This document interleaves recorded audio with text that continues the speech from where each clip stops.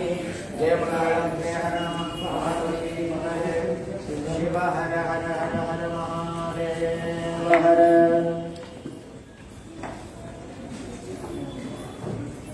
श्रीमद् जगद्गुरु doctor Chandrashekhar Shivacharya Maharaj की जय।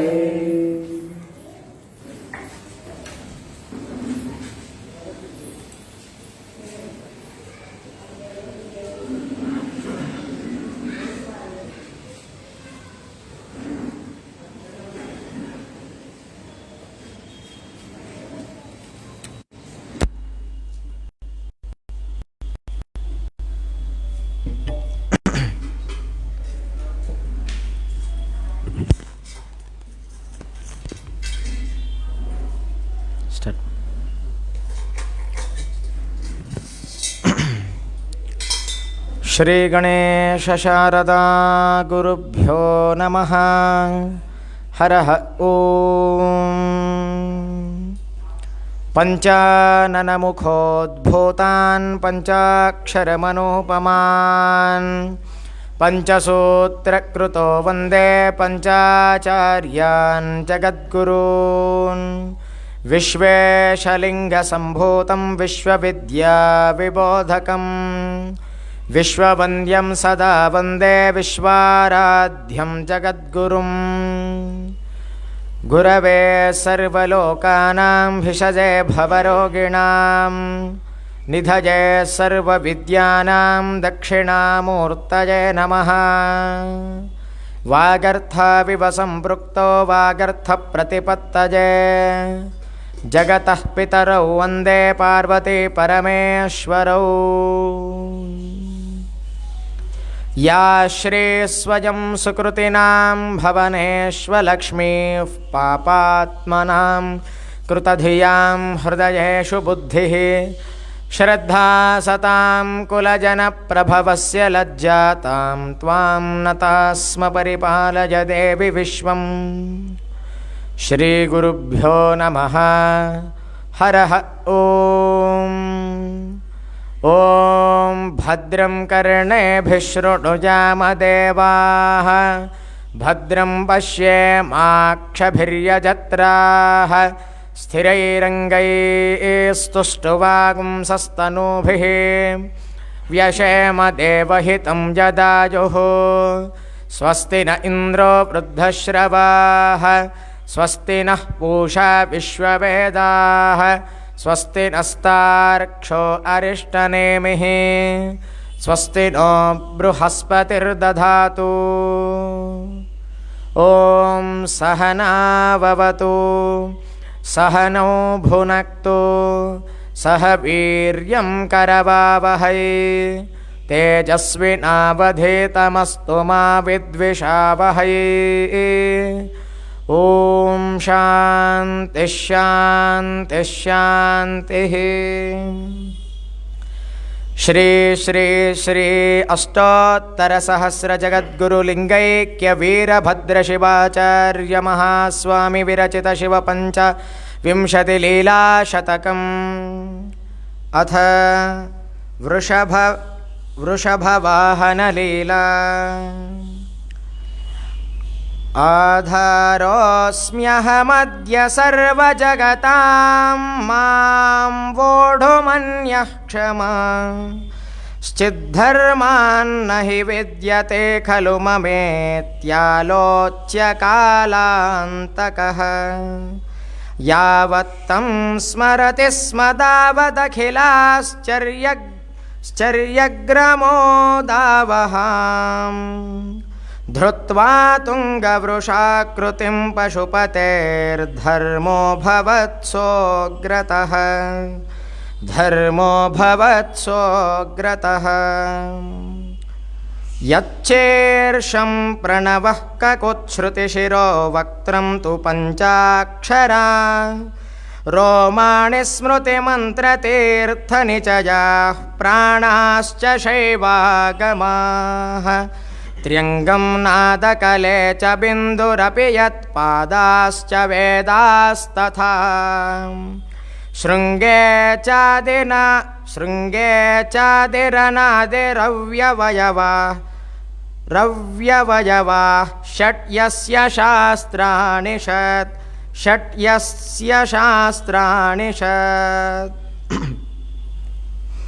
देवस्तदायो वृषभेश्वरन्तम् देव्या सहारोह्य गणैः परेतः देदेप्यतेऽस्मै वृषवाहनाय देवादिदेवाय नमस्करोमि देवादिदेवाय नमस्करोमि देवादिदेवाय नमस्करोमि। श्रीमद्जगद्गुरु लिंगैक्य वीरभद्र शिवाचार्य महाराज की जय। श्रीमद्जगद्गुरु डॉक्टर चंद्रशेखर शिवाचार्य महाराज की जय। हर नमः पार्वती पतये शिव हर हर हर हर महादेव हर।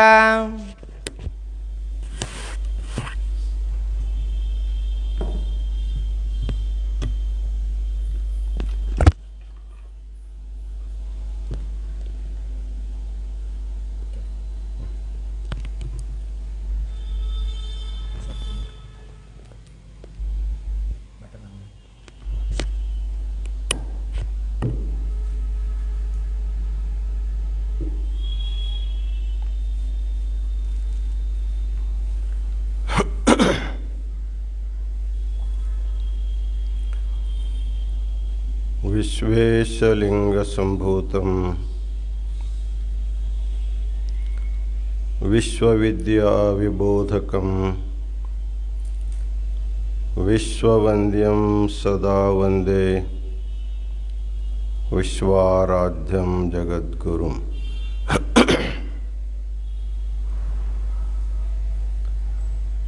काशी ज्ञान सिंहासन के अनादि सनातन गुरु परंपरा को अनंत प्रणिपात समर्पित करते हुए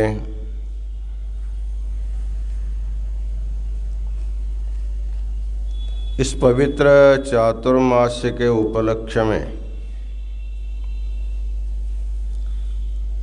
काशी महापीठ में हो रहे ज्ञान कुंभ महासत्र में अनुष्ठान के निमित्त उपस्थित रहे अंबाजोगाई शंभुलिंग संस्थान मठ के षटस्थल ब्रह्मा शंभुलिंग शिवाचार्य महाराज,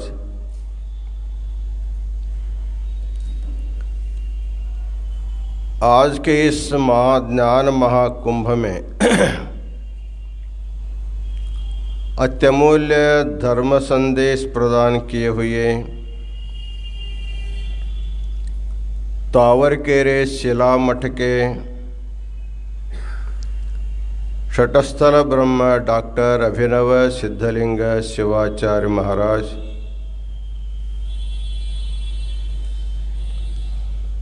चातुर्मास के प्रारंभ से इस संपूर्ण कार्यक्रम का सूत्र संचालन का बहुत बड़ा कार्य संपन्न कर रहे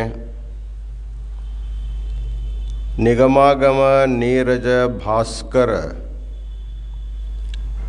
षटस्थल ब्रह्मा गुरुसिद्ध मणिकंठ शिवाचार्य दैवड़कर महाराज,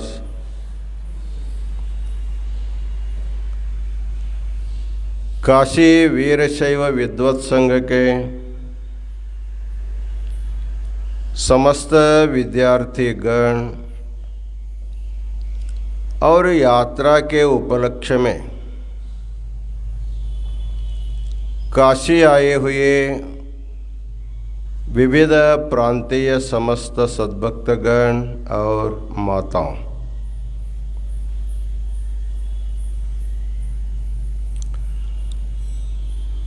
डॉक्टर अभिनव सिद्धलिंग शिवाचार्य स्वामी जी यड्यूर सिद्धलिंगेश्वर के वैभव के बारे में उनके वचनों को आधार लेकर बहुत सुंदर ढंग से अपना संदेश दिया है।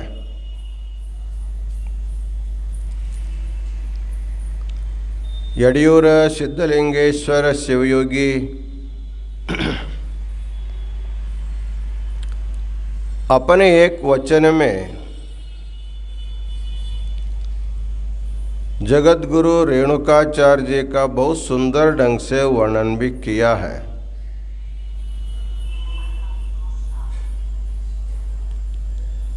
उनकी जो तपस्थली है आज सभी समाज के लिए एक आदर्श और आदरणीय स्थान है। उस स्थान के बारे में, तपस्थली के बारे में और उनके वचन साहित्य के बारे में काशीपीठ के भूतपूर्व छात्र अभिनव सिद्धलिंग शिवाचार्य स्वामी जी ने सुंदर ढंग से धर्म संदेश दिया है। जब जब काशी क्षेत्र में दीर्घकालीन ज्ञान सत्र होते हैं उस समय संपूर्ण समय काशी में रह करके जो इस समय दैवड़कर महाराज सूत्र संचालन कर रहे हैं वही कार्य काशी में भी वो करते रहें। ऐसे डॉक्टर अभिनव सिद्धलिंग शिवाचार्य स्वामी जी को अनंत मंगलाशीर्वाद।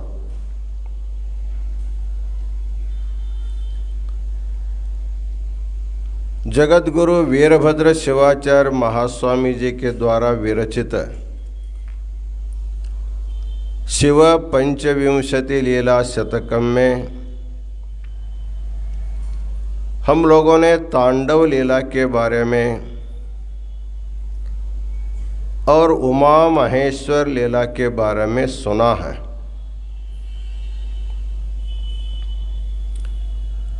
शिव के जितने भी लीलाएं हैं वो सभी लोक कल्याण के लिए है और लोगों को जीने की कला सिखाने वाली लीलाएं हैं। हम लोग विचार कर सकते हैं लीलाएं कभी हो गई, उसके बारे में बहुत लोगों ने लिखा है, बहुत बार लोग सुनते हैं। पुराणों में बहुत बार लीलाओं के बारे में सुनते हैं। इनके बारे में बार बार सुनने का क्या महत्व है, क्यों सुनना चाहिए? वैसे तो मनुष्यों को जीने की जो कला है भगवान शिव ने जी करके दिखाया है। प्रायः जितने भी अवतार हम लोग मानते हैं उन सभी अवतारों का, उनका लीलाओं का प्रयोजन एक ही है, संसार में आदमी को सुख दुख के प्रसंग में कैसे जीना चाहिए। क्योंकि प्रायः मनुष्य का जो स्वभाव होता है दुख आने पर जोर जोर से रोना लग जाता है और सुख आने पर बहुत जोर जोर से हंसता है। हंसते हुए सुख का स्वागत करने वाले को रोते हुए दुख का भी स्वागत करना पड़ता है। क्योंकि सुखस्यानंतरम दुखम, दुःखस्यानंतरम सुखम, न नित्यम लभते दुःखम न नित्यम लभते सुखम। सुख और दुख एक के बाद एक आते रहते हैं। संसार में हर हमेशा कोई सुखी नहीं रह सकता और हर हमेशा दुखी भी नहीं रह सकता है। चक्रवर्ती राजा को भी दुख भोगना पड़ता है और झुग्गी झोपड़ी में रहने वाले अत्यंत गौर गरीब व्यक्ति भी सुख का अनुभव करता है। इसलिए सुख दुखे समे कृत्वा लाभा लाभौ जया जयो, जो समस्थिति है जीवन की वो सबसे श्रेष्ठ जीने की कला है। इस जीने की कला सिखाने के लिए ही भगवान शिव के 25 लीलाएं हैं। तो तांडव लीला से हम लोगों को दुख में भी कैसे आनंद से जीना चाहिए, अर्थात प्रलय काल में संपूर्ण जीवों को प्रलय करने के बाद अपने संतान को, अपने अंशों को संपूर्ण नष्ट करने के बाद भी भगवान जो है आनंद से नृत्य करता है। अर्थात दुख में भी संतोष से जीना कैसे, ये हमको बताया है। और जो उमा महेश्वर जो लीला है, प्रायः संसार में गृहस्थ आश्रम में जीने वाले बहुत होते हैं। कोई एक आध व्यक्ति संन्यास आश्रम में जाता है। 100 में 99% मनुष्य गृहस्थ आश्रम में जीता है। एकाध व्यक्ति वैराग्य से संन्यास होकर के जीवन जगता है। तो 99% जीवों को गृहस्थ आश्रम जीते समय पति पत्नी के बीच में संबंध कैसा मधुर होना चाहिए,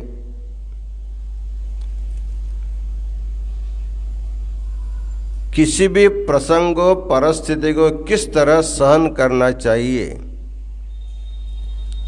क्यों संसार में जितना आदमी सह लेता है उतना वो सुखी हो सकता है। तो उमा महेश्वर लीला में आप लोगों ने देखा ही है, मुख्य रूप से सांसारिक जीवन में भी जीवात्मा को तपस्वी जैसे जीने की कला सीखनी चाहिए। भोग जो है शाश्वत नहीं, भोगान भुक्ता वयमेव भुक्ताः, कालो न यातो वयमेव याताः। कहते हैं हम लोग भोग तो भोगते नहीं हैं, लेकिन भोग ही हमको भोग ज्यादा भोग देता है। नेत्र जो है रूप को भोगने के लिए, रूप का अनुभव करने के लिए जाता है, और एक दिन नेत्र जो है देखने का सामर्थ्य जो है खो बैठता है। इसी प्रकार शब्द स्पर्श रूप रस गंध विषयों को अनुभव करते हुए जीवात्मा जो है अपने सारे इंद्रियों के शक्ति को गंवा लेता है। तो भोग भोगने गया लेकिन खुद ही भोगों के द्वारा भुक्त हो गया, ऐसे शास्त्रों का कहना है। इसलिए भोग जीवन में भी योग जीवन कैसे बिताना चाहिए। गीता में भगवान ने कहा है, सबको योगी होने के लिए उन्होंने उपदेश दिया है। उसी प्रकार भगवान विष्णु या कृष्ण और भगवान शिव एक है योगेश्वर, एक है योगीश्वर। भगवान शिव जो है आद्य योगी है, प्रपंच का पहला योगी है। उन्होंने योग मार्ग के द्वारा सांसारिक जीवन जीने की जो कला है मनुष्य को सिखाने के लिए ही उमा महेश्वर लीला उन्होंने किया है। आज जो तीसरी लीला है वो वृषभ वाहन लीला है। इस श्लोक को मल्लिकार्जुन शास्त्री ने सस्वर सुंदर ढंग से पाठ किया है।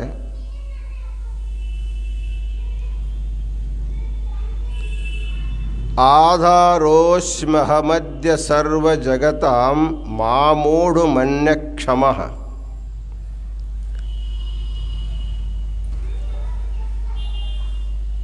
भगवान जब उमा महेश्वर का जो विवाह संपन्न हुआ, विवाह संपन्न होने के बाद, विवाह के बाद तो उत्सव होता है, दंपतियों का उत्सव होता है। उत्सव के लिए कोई ना कोई वाहन चाहिए उनको ले जाने के लिए। भगवान ने सोचा आधारोष्महमद्य सर्व जगताम, संपूर्ण जग का मैं आधार हूं, अर्थात सबको मैं अपने ऊपर ले करके सबको संभाल रहा हूं। भगवान जो है सबका आधार है। जैसे हम लोग यहाँ सिंहासन पर बैठे हैं, हमारे लिए सिंहासन आधार है। सिंहासन के लिए भूमि आधार है, भूमि के लिए जल आधार है, जल के लिए अग्नि आधार है, अग्नि के लिए वायु आधार है, वायु के लिए आकाश आधार है, आकाश के लिए माया आधार है, उस माया के लिए भगवान शिव आधार है। फिर शिव के लिए आधार कौन? जो सब का आधार है, खुद निराधार है। जो सब का आधार शिव है, उसके लिए दूसरा आधार कोई नहीं। इसलिए भगवान कहता है आधारोष्महमद्य सर्व जगताम मामूढ़ मन्य क्षमः। अब मेरे बारात का उत्सव निकालना है तो सबका आधार मैं हूँ, और मुझे कौन ढोएगा? मेरा आधार कौन होगा? कौन क्षम है? सबका आधारभूत मेरे लिए आधार होने वाला दूसरा कौन हो सकता है?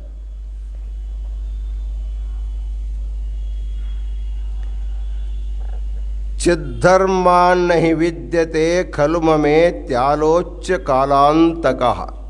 कालांतकः, काल को अंत करने वाले, काल काल महाकाल भगवान शिव ने सोचा चिद्धर्मात्, मेरा जो चिद्धर्म है, चित शक्ति है, उसके सिवाय दूसरा कौन हो सकता है मेरे आधार?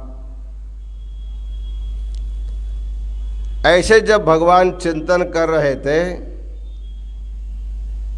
यावत् तं स्मरति स्म तावदखिलाश्चर्य प्रमोदावहां धृत्वा तुंग वृषाकृतिं पशुपतेर्धर्मो भवत्सोग्रतः। भगवान ने सोचा मेरे आधार मेरी शक्ति हो सकती है, दूसरा कोई हो नहीं सकता। जैसे हम लोग चलते हैं, हमारे बदन में शक्ति रहेगी, हम अपने संभाल करके चल सकते हैं। यदि हमारे शरीर की शक्ति जब समाप्त हो जाए तो 4 लोगों के कंधे पर जाना पड़ता है, या मरा हुआ व्यक्ति भी नहीं होगा, अत्यंत अशक्त पैर से चलना नहीं समझ, उसको 2 आदमी कंधा दे करके उनको लेके चलते हैं। अर्थात प्रत्येक व्यक्ति अपने शक्ति के आधार पर चलता है, प्रत्येक जीव। वैसे भगवान ने सोचा मेरा जो चित शक्ति है, वो चित शक्ति के सिवाय मेरा आधार कौन हो सकता है। ऐसे जब भगवान चिंतन करते रहे तभी तक भगवान की जो चित शक्ति रही बहुत बड़ा वृषभाकार में प्रकट होकर के उनके सामने खड़े हो गए। वृषभावतार हो गए। चित शक्ति ही वृषभ का अवतार ले लिया। तो वृषभ कैसा था उसका वर्णन करते हैं।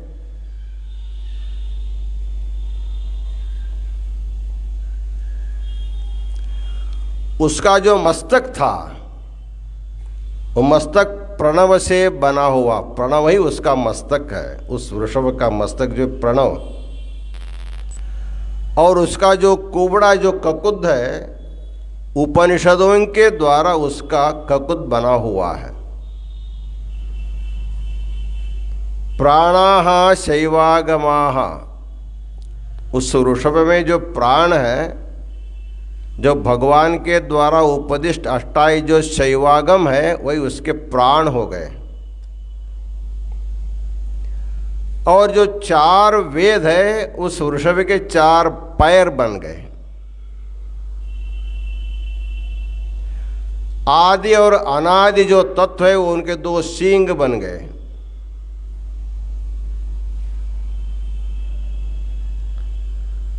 और जो स्मृति जो तीर उनके जो स्मृतियां हैं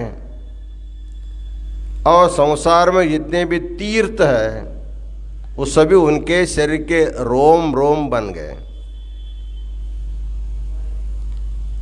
इस प्रकार वेद वेदांगों से उनका आकार जो है निर्माण हो गया।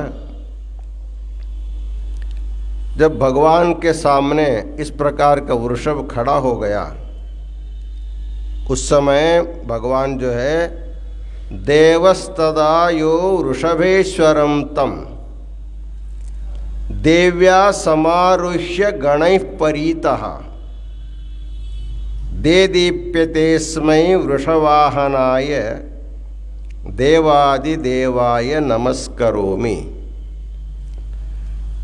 जैसे ही वृषभ का स्थूल रूप उनके सामने प्रकट हो गया तब अपने पत्नी उमा के साथ भगवान शिव जो है उस वृषभ के ऊपर आरूढ़ हो गए। तब जो उनका बहुत बड़ा उत्सव भी निकल गया।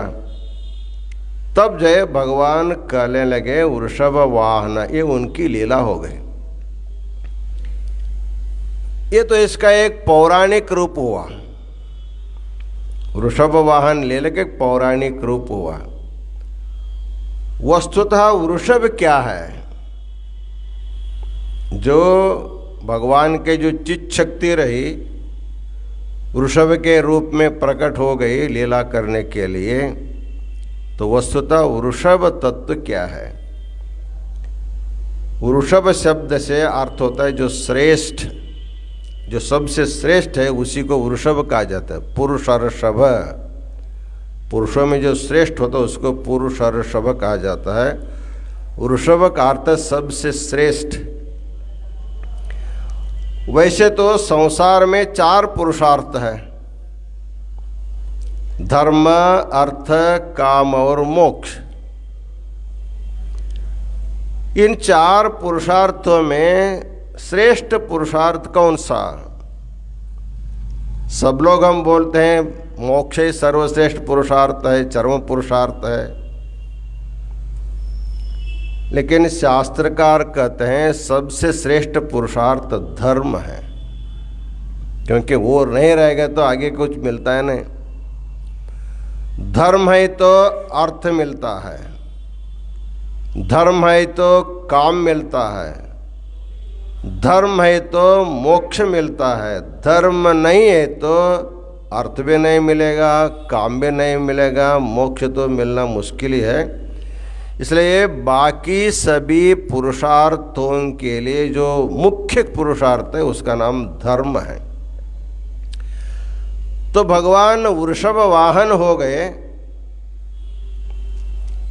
वृषभ के ऊपर बैठ करके भगवान ने प्रपंच को क्या बताया तो बताया तुम्हारा जीवन का जो आधार होगा वो धर्म होना चाहिए। धर्म के अधिष्ठान पर आपको सब कुछ चलना चाहिए। इसलिए सिद्धांत शिखामणि में बताया जाता है, धर्म एव समस्तानां यतः संसिद्धि कारणम निस्पृहोपि महायोगी धर्म मार्गम न संत्यजेत। समस्तानां संसिद्धि कारणम धर्मः। प्रत्येक व्यक्ति के उनके अभीष्ट सिद्धि के लिए धर्म ही कारण है। इसलिए निस्पृहोपि महायोगी, यदि कुछ भी अपेक्षा नहीं है एक योगी के मन में, किसी भी लोकांतर की अपेक्षा नहीं भी होगी, तो धर्म मार्गम न संत्यजेत, उसको भी धर्म मार्ग से विचलित नहीं होना चाहिए। क्योंकि बड़ों को देख करके सामान्य लोग जीवन बिताते हैं। इसलिए ज्ञानी को, योगी को भी अपने खुद के लिए धर्म की आवश्यकता ऐसे महसूस करने पर भी लोक कल्याण के लिए, लोक संग्रह करने के लिए उनको भी धर्म मार्ग में चलना चाहिए। इसलिए निजगुण शिवयोग कहते हैं, दुरित कर्म वल्लदिरु पुण्यवने माडु हर नडिबिडी शांतरೊಡನಾಡು। ये जो जीवन को कैसे जीना चाहिए, प्रायः मनुष्य को पाप कर्म करने के लिए तो स्वतः प्रवृत्त होता है, पुण्य कर्म करने के लिए उनको प्रेरित करना पड़ता है। इसलिए दुर्योधन कहता है, पुण्यस्य, अर्थात मैं पुण्य को जानता हूं लेकिन पुण्य करने की इच्छा नहीं होती, पाप को भी जानता हूं, पाप छोड़ने का मन नहीं करता। जैसे सहसा पानी की गति अधोगति होती है, अर्थात नीचे की तरफ पानी सहज बहती है, उसी प्रकार प्रत्येक व्यक्ति का जो मन है उसकी प्रवृत्ति अधः स्थिति में ज़्यादा होती है। शास्त्र में जिसको नहीं करने के लिए आदेश होता है उसी को करने के लिए प्रवृत्त होता है। जानामि धर्मम न च मे प्रवृत्ति जानाम्यधर्मम न च मे निवृत्ति केनापि देवेन हृदि स्थितेन यथा नियुक्तोस्मि तथा करोमि। तो हर एक आदमी जानता है धर्म क्या है, पुण्य क्या है, पाप क्या है, लेकिन पाप में प्रवृत्ति होती है, पुण्य में प्रवृत्ति नहीं होती। इसलिए कहा जाता है, निस्पृहोपि महायोगी धर्म मार्गम न संत्यजेत।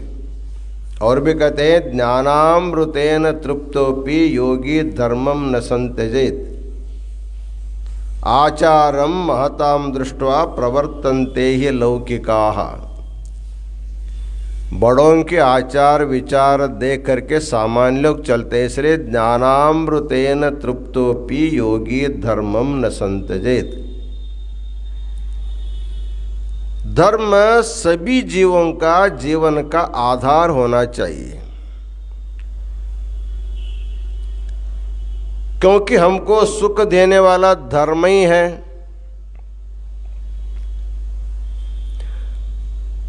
और भगवान ने धर्म रूपी वृषभ पर बैठ करके सभी लोगों को ये बताया, संसार में बहुत से वाहन हैं, आकाश में उड़ने वाले वाहन हैं, जमीन पर चलने वाले वाहन हैं, लेकिन ये जो तुम उपयोग करने वाले जो वाहन है, ये वाहन सब जगह तुमको ले जा सकता है। तुमने बहुत कीमती से कीमती कार लिया, करोड़ों करोड़ों रुपए लेकर के कार ले सकते हो, लाखों लाखों रुपए दे करके घोड़ा खरीद सकते हो, और भी ज़्यादा पैसा खर्च करके तुम हाथी भी खरीद सकते हो घूमने के लिए। जब तक आप इस लोक में रहते हैं, भूलोक में रहते, तब तक के लिए वाहन उपयोग पड़ता है। जब तुमको शरीर छोड़ जाना पड़ता है, उस समय किस वाहन पर बैठ करके तुम जाओगे? लोकांतर में जाने के लिए तुम्हारे लिए वाहन कौन सा है? वाहन धर्म ही है। एक राजा था, उनके पास एक मित्र था, विदूषक। जब जब राजा को थोड़ा मानसिक क्लेश होता था, उस समय उस विदूषक को अपने पास ले करके उनके द्वारा कुछ कथा वथा सुन करके मनोविनोद करता था। ऐसे बहुत से विदूषक राजा के पास रहे,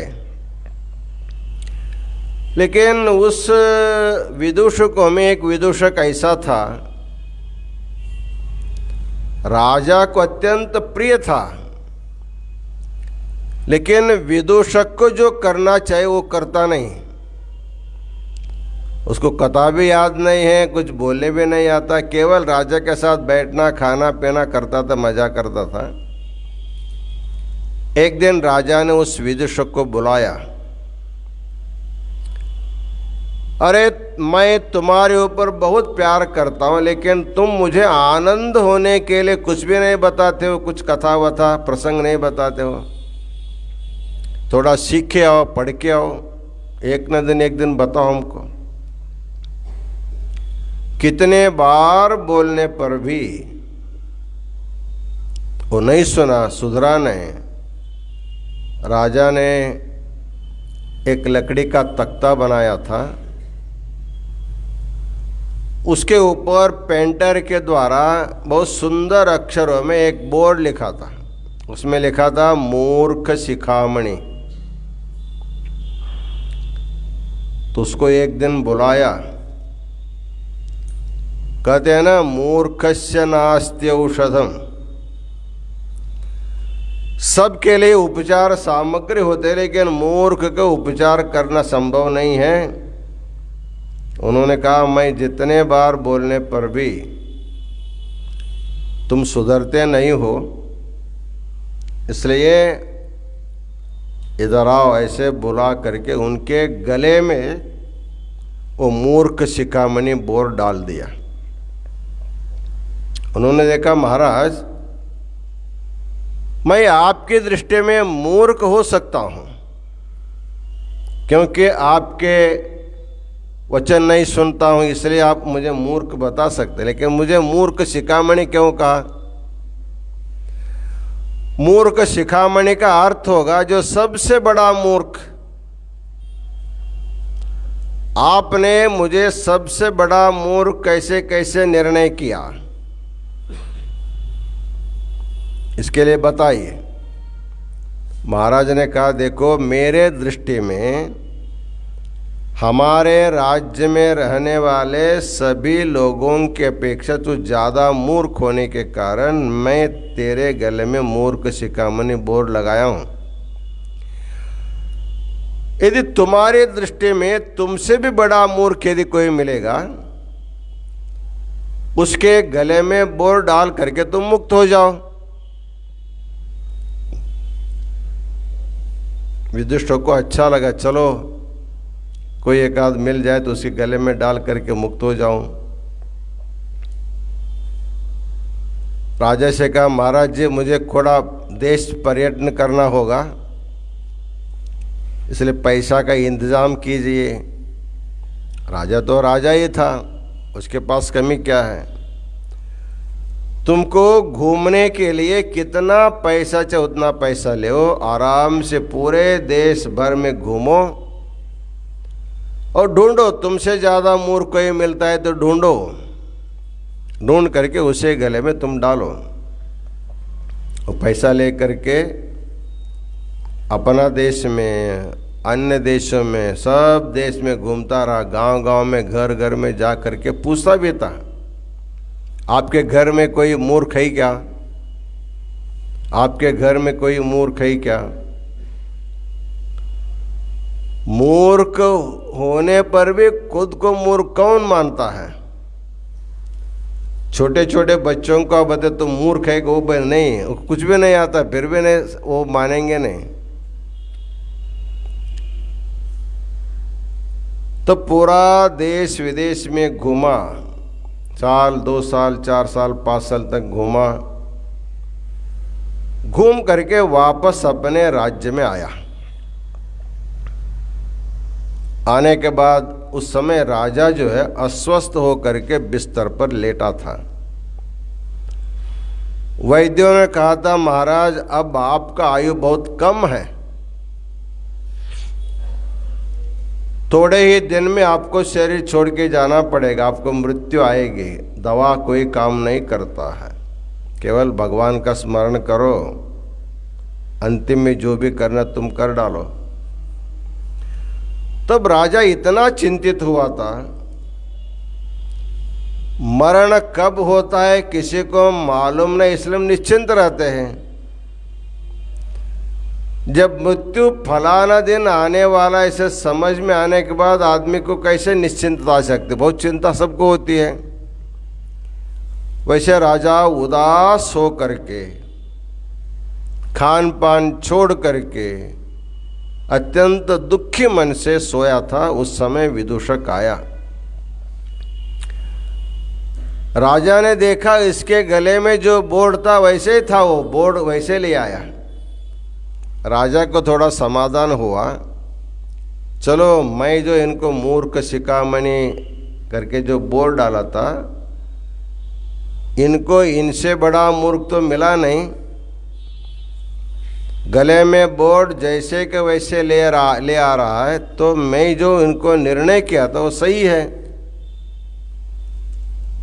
तो पूछा राजा ने, अरे तुम्हारे गले में जो बोर्ड है वैसे वापस लाए हो, किसी के गले में नहीं डाला तुमने। महाराज जी मैं बहुत ढूंढा, घर घर जा करके पूछा, मूर्ख तुम्हारे घर में है क्या, मूर्ख तुम्हारे घर में है क्या, लेकिन किसी के भी घर में मूर्ख व्यक्ति नहीं मिला। तो मैंने सोचा महाराज जी ने जो किया वो सही किया करके आपको वापस मिलने के लिए मैं आया हूं। इतना बोलने के बाद राजा की जो उदासी थी, अत्यंत मन व्यग्रता दुख से, इसको देख करके विदूषक ने राजा से पूछा, महाराज आप इतना दुखी क्यों हैं, आपको क्या हुआ है? राजा ने बोला, मुझे असाध्य रोग हो गया है। रोग हो गया तो क्या हुआ, वैद्य नहीं है क्या?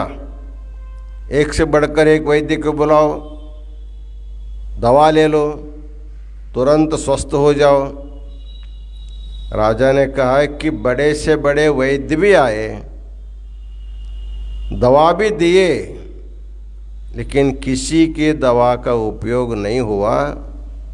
वैद्यों ने कहा है कि अब आपका समय बहुत कम बचा है, इसलिए मुझे जाना पड़ रहा है, इसलिए मैं दुखी हूँ।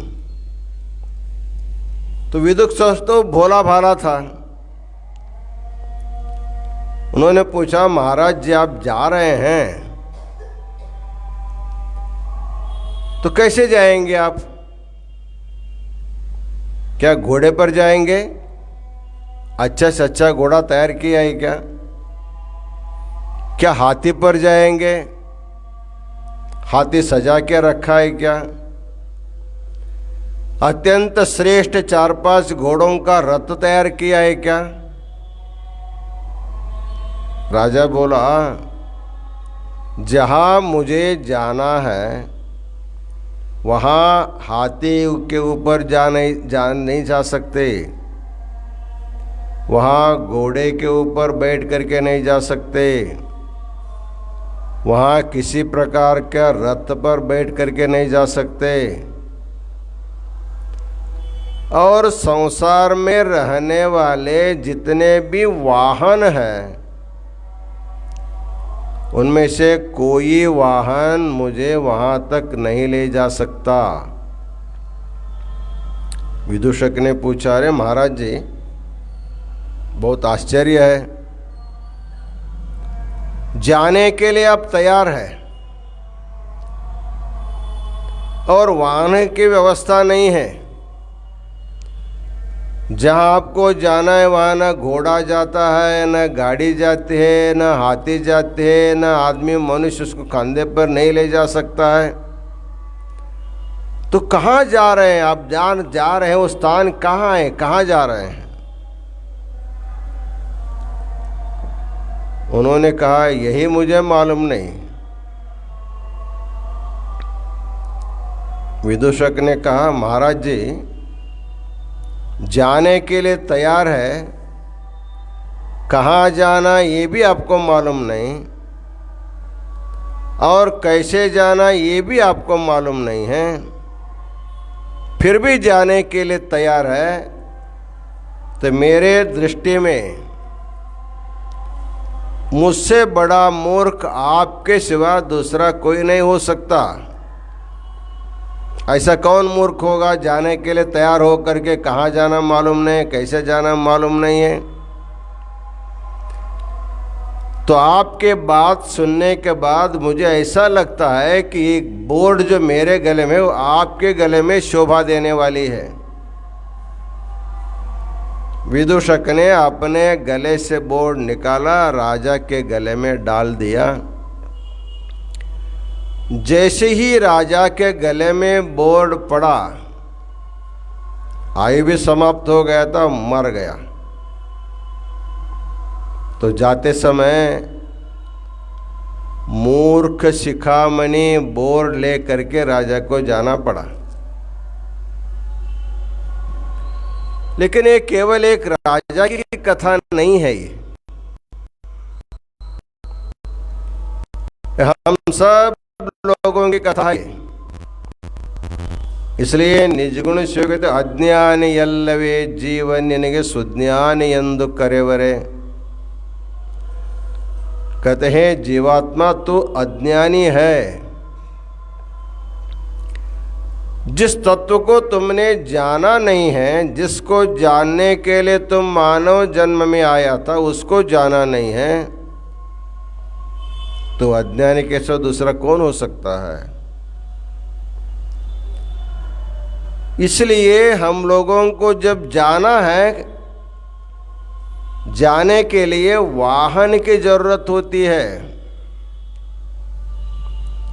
लोकांतर में अपने पुण्य पाप के अनुसार हमको कहीं भी जाना होगा, वहां ले जाने वाला वाहन कौन सा है? वो वाहन को भगवान शिव ने स्वीकार करके वृषभ वाहन होकर, वृषभ मतलब धर्म,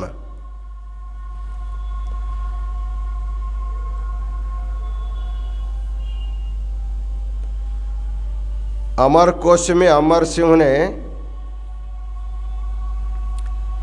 धर्म के पर्याय के शब्दों में वृष को भी शब्द रखा है।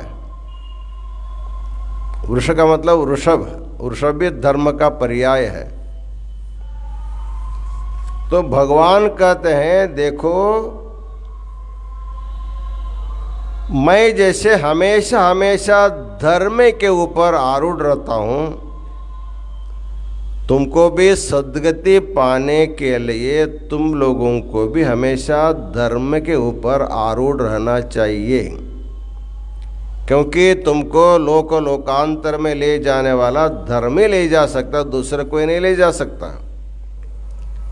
इसलिए सुभाषितकार ने कहा है, धनानि भूमौ पशवश्च गोष्ठे नारी गृहद्वारि जना श्मशाने देहश्चितायाम परलोक मार्गे धर्मानुगो गच्छति जीव एकः। मनुष्य अपने जीवन में बहुत सारा धन इकट्ठा करता है। आजकल को धन इकट्ठा करना ही एक उद्योग सबका बन गया है। किसी तरह धन का संग्रह करो, धनान्यर्जयध्वम धनान्यर्जयध्वम, धन संग्रह करो, धन से सब कुछ हो सकता है। क्योंकि सबको खरीदना ही चाहते हैं, भगवान को खरीदना चाहते हैं, गुरुओं को खरीदना चाहते हैं, और राज्य के लोगों को सब खरीद करके सब उनका चलता है। तो सब लोग सोचते हैं यदि धन है सब कुछ मिल सकता है, इसलिए धन का संग्रह करो। धन का संग्रह पुण्य से पाप से संग्रह करने के लिए सब लोग चल दिए हैं। तो कहते हैं धनानि भूमौ, तुमने अत्यंत अधर्म करके जितना भी बड़ा से बड़ा धन का संग्रह किया, लेकिन धन को साथ में कोई नहीं ले जा सकता है। एक आश्चर्य है,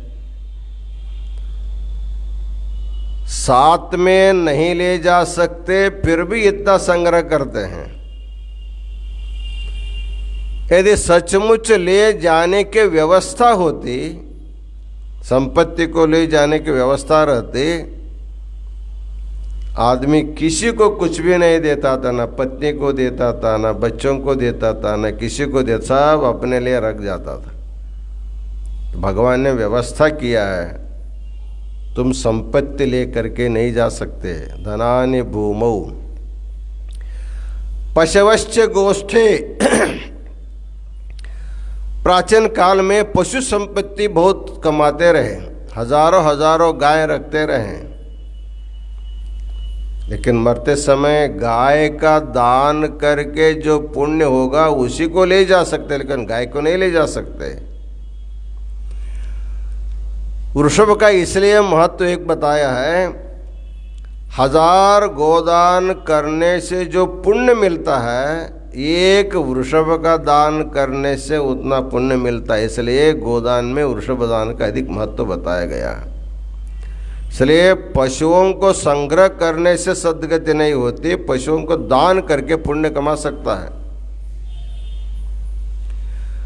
नारी गृहद्वारि जना श्मशाने, अपने घर के जितने भी औरतें होते, पत्नी आदि, कुछ लोग घर के महाद्वार तक आते, कुछ लोग श्मशान घाट तक आ सकते हैं। उसके बाद सब जो है माथे डाल करके आग लगा करके वापस आ जाते हैं। चलो ये सब तो ठीक है, हमेशा हमेशा जन्म से लेकर मरने तक जिस शरीर को मैं मेरा करके हम लोगों ने जितना पाला था, उसको खिला के पिला के पहना के सज धज करके जिस शरीर को हम लोगों ने सुरक्षा किया था, उस शरीर भी हमारे साथ नहीं आता है। देहश्चितायाम, या तो जमीन में गाड़ी जाएगी या तो अग्नि में जली जाएगी। तो संपत्ति नहीं, परिवार नहीं, खुद अपना शरीर भी अपना साथ नहीं आता है, तो जाएगा अपने साथ कौन? धर्मानुगो गच्छति जीव एकः। केवल हमारे द्वारा संपत्ति जो धर्म है, पुण्य है, वही हमारे साथ आ सकता है, दूसरा कुछ भी नहीं आ सकता है। इसलिए भगवान ने वृषभ वाहन लीला करके संपूर्ण संसार को क्या संदेश दिया? वृषभ वाहन लीला सुनने से हमको क्या फायदा है? भगवान ने बैठा चल दिया, उनका बारात का उत्सव, हमारे लिए क्या है? भगवान की जो लीला है वो लीला के माध्यम से भगवान ने कहा, देखो तुम लोग एक ऐसा वाहन को संग्रह करना चाहिए जिसके साथ तुम कहीं भी जा सकते हो। लेकिन यह लोग के जो वाहन है यहीं रह सकते हैं, बाद में खराब हो गए तो यहीं रह जाता है। लेकिन हमारे साथ आने वाला एक ही एक वाहन है, वो धर्म है। इसलिए भगवान ने वृषभ रूपी, धर्म रूपी वृषभ के ऊपर आरूढ़ हो करके सबके लिए आधार धर्म है, सबको धर्माचरण करना चाहिए, धर्म में निष्ठा होनी चाहिए, धर्मिष्ठ व्यक्ति होना चाहिए, धर्म से दूर नहीं होना चाहिए। इस संदेश देने के लिए भगवान ने वृषभ वाहन लीला को संसार में दिखाया है।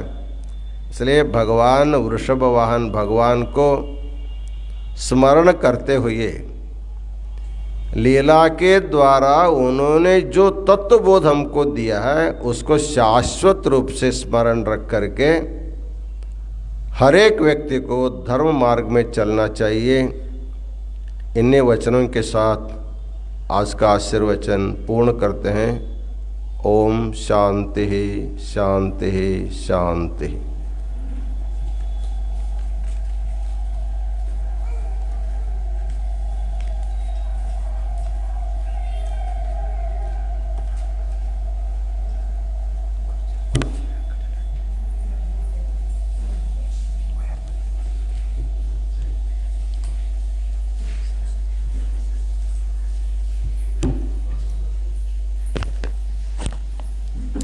हर नमः पार्वती पतये शिव हर हर हर महादेव हर। श्री विश्वाराध्याय मंगलम शिव विश्व एकपालाय मंगलम। श्री विश्वाराध्याय मंगलम शिव विश्व एकपालाय मंगलम। विश्वेशजाताय विश्वादिबीजाय श्री विश्ववन्द्याय मंगलम। शिव विश्व एकपालाय मंगलम। चरवृन्दवन्द्याय मंगलम। वरचरणेते बोधाय मंगलम। गुरुरूपधाराय गुरुराजिराजाय परिपूत देहाय मंगलम। शिव विश्व एकपालाय मंगलम। मूलभंगाय मंगलम। शिव शिवलिंग संगाय मंगलम। भवमांगलांगाय शिव पिंगचूड़ाय कवितुंग सेव्याय मंगलम। शिव विश्व एकपालाय मंगलम। काशीपुरेशाय मंगलम। कवि काशीनाथेशाय मंगलम। क्लेशापहाराय पाशप्रमोचाय श्रेषाधिमान्याय मंगलम। शिव विश्व एकपालाय मंगलम। श्री विश्वाराध्या मंगलम। शिव विश्व एकपालाय मंगलम। शिव विश्व एकपालाय मंगलम। कर्पूरगौरं करुणावतारं संसारसारं भुजगेन्द्रहारं सदा वसन्तं हृदयारविन्दे भवं भवानी सहितं नमामि सानन्दमानन्दवने वसन्तम् आनन्दकन्दं हरतपापवृन्दं